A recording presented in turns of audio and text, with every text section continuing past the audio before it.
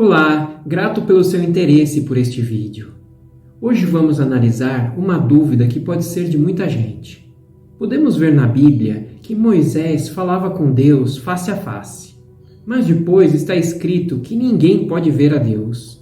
O mesmo capítulo do livro de Êxodo traz essa dúvida. O Senhor falava com Moisés face a face, como quem fala com seu amigo.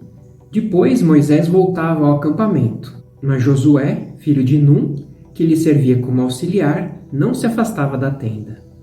Então disse Moisés: Peço-te que me mostres a tua glória.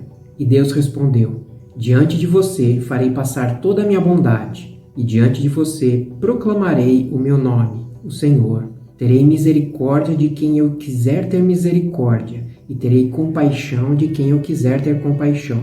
E acrescentou: Você não poderá ver a minha face, porque ninguém poderá ver-me e continuar vivo. E prosseguiu o Senhor: Há aqui um lugar perto de mim, onde você ficará, em cima de uma rocha. Quando a minha glória passar, eu o colocarei numa fenda da rocha, e o cobrirei com a minha mão até que eu tenha acabado de passar. Então tirarei a minha mão e você verá as minhas costas, mas a minha face ninguém poderá ver. Esquisito, não? Outros trechos bíblicos também atestam que Moisés falava com Deus face a face. Em Israel nunca mais se levantou profeta como Moisés, a quem o Senhor conheceu face a face. Então o Senhor desceu numa coluna de nuvem e, pondo-se à entrada da tenda, chamou Arão e Miriam. Os dois vieram à frente e ele disse: Ouçam as minhas palavras. Quando entre vocês há um profeta do Senhor, a ele me revelo em visões. Em sonhos falo com ele.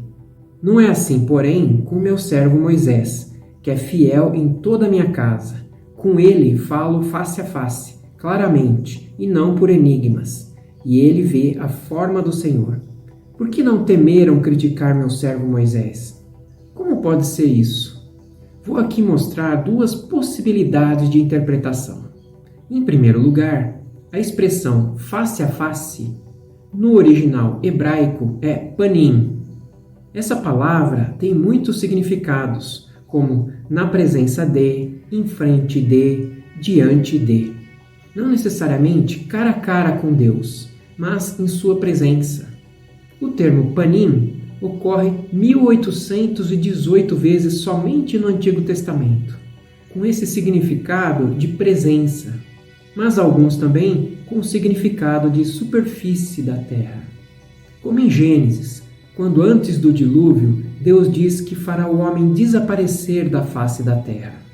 Ou quando Abraão pede a Ló que escolha em qual terra ele irá morar, de toda que está diante dele. Mas no mesmo capítulo de Êxodo 33, parece haver a solução. Respondeu-lhe: A minha presença irá contigo, e eu te darei descanso. Então lhe disse Moisés: Se a tua presença não vai comigo, não nos faça subir deste lugar. Esse termo presença é o mesmo que panim, do face a face. Isso significa que, embora Moisés falasse com Deus pessoalmente, em sua presença não via o seu rosto. Outro trecho bíblico corrobora esse significado, quando Deus falava com o povo no Monte Sinai, por meio de uma densa nuvem, com fogo e trovões. O Senhor falou com vocês face a face do meio do fogo, no monte. Aqui é usado o mesmo termo, panim. O povo não falava com Deus face a face, mas em sua presença. Então, é bem razoável que essa expressão face a face possa significar na presença de, aqui nesses textos. Uma segunda possibilidade é que teria sido Jesus que falou com Moisés. Inicialmente vemos: Moisés pastoreava o rebanho de seu sogro Jetro, que era sacerdote de Midian. Um dia levou o rebanho para o outro lado do deserto e chegou a Horebe, o monte de Deus. Ali, o anjo do Senhor lhe apareceu numa chama de fogo que saía do meio de uma sarça. Moisés viu que, embora a sarça estivesse em chamas, esta não era consumida pelo fogo. Sabemos que quando aparece o termo anjo do Senhor na Bíblia, se refere a Jesus. E o livro de Atos ainda diz: E completados 40 anos, apareceu-lhe o anjo do Senhor no deserto do Monte Sinai, numa chama de fogo no meio de uma sarça. E ainda falando sobre Moisés, o texto continua mais adiante. Ele estava na congregação, no deserto, com o anjo que lhe falava no Monte Sinai e com os nossos antepassados, e recebeu palavras vivas para transmiti-las a nós. Esse texto diz que foi um anjo que falou com Moisés no Monte Sinai.